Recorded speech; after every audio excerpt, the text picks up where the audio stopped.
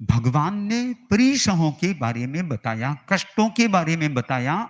साधु कष्टों को सहन करे और वह सहन कर लेता है तो सफल हो जाता है।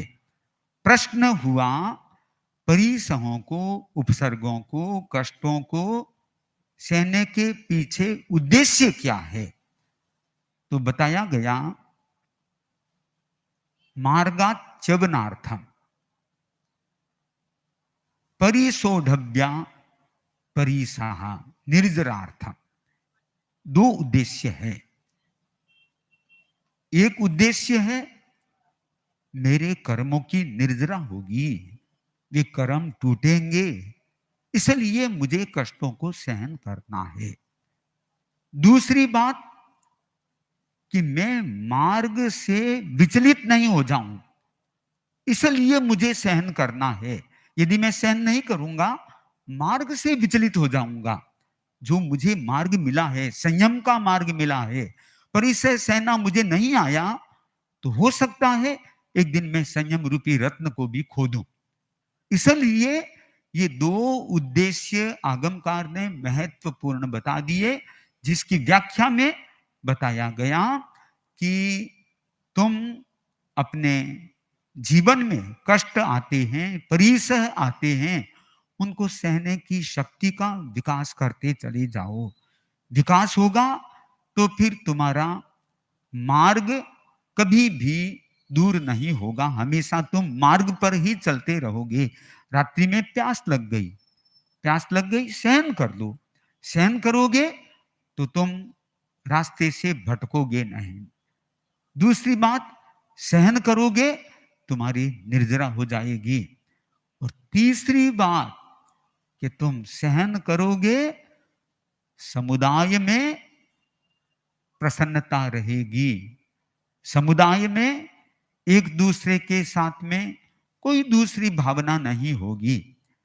हम अब विचार करें, इधर परिसहों की बात कही तो श्रावक समाज बोलेगा, ये तो साधुओं के काम की चीज है, इससे हमको क्या मतलब? साधु सहन करो और वे अपनी साधना में आगे बढ़ते जाओ।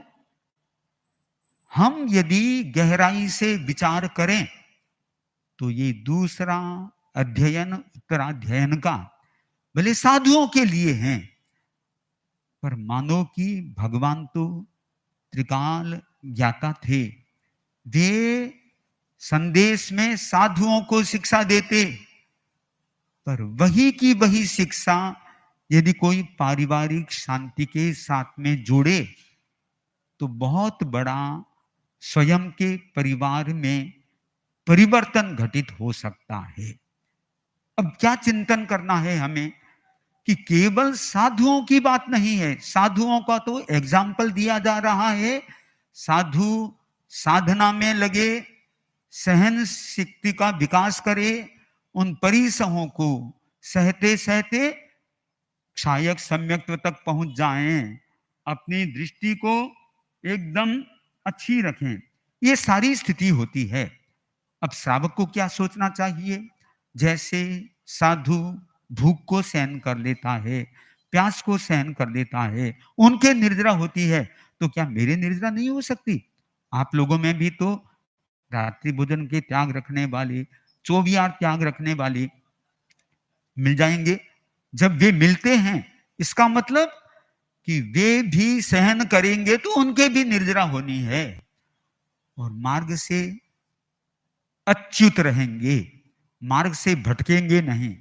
अब इनको आपके घरों में कैसे जोड़े हैं? इस बात को ऐसे जोड़ सकते हैं, आपके परिवार का सदस्य, चाहे वो बच्चा है, किशोर है, युवक है, यदि सहन शक्ति उसमें है तो वह अपने परिवार में सामंजस्य रख सकता है, सुन सकता है, सुनने की क्षमता उसकी बढ़ जाती है।